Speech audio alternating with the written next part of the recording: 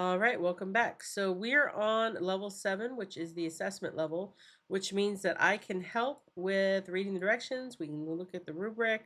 I might give a hint, a tip or two, and then you are on your own to make some magic happen. All right, so just be prepared. Um, Again, this lesson hasn't been very difficult at all. I don't think any of you guys are going to struggle with this.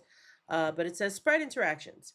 You've now seen 4 different types of sprite interactions. You'll need them all for this challenge. So do this. For each pair of animals, choose the sprite interaction that matches the target image on the right.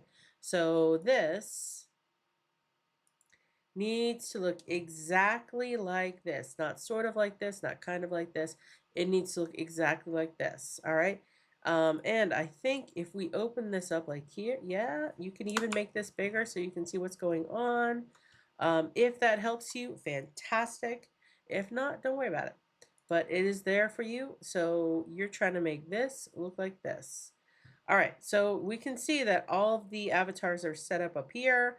And then down here, this is where you're going to do the actual coding. It says for each pair of animals, choose the spread interaction that matches the target image. All right, so it's going to be either bounce, bounce off, collide, or displace. It's going to be one of those 4. And here's your hint. Once you've used one, you're not going to use it again. So each one will only be used once. There you go. I hope that helps. Now let's take a look at the rubric. So no evidence, no sprite interactions are in the program. If this doesn't change, then you get that. And I'm going to close that because you're clearly going to do better than that. It says limited evidence. There is at least one sprite interaction, but it may not be as shown in the target image. So if it does not look exactly like it needs to, but you have at least one sprite interaction happening, you're going to get that. Limited evidence. We can do better though. Let's keep going. It says convincing evidence. Multiple sprite interactions are included in the program, and at least 2 are as shown in the target image. So this one was 1, this one is 2. But again, there's 4, so we can do better than that. So extensive evidence, here's your 100, here's your A.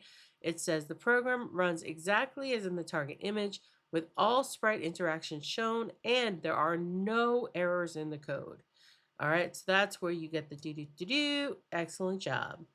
All right, so with that, I'm going to hush and let you guys figure this out. I can't wait to see what you come up with, and I will see you on level 8.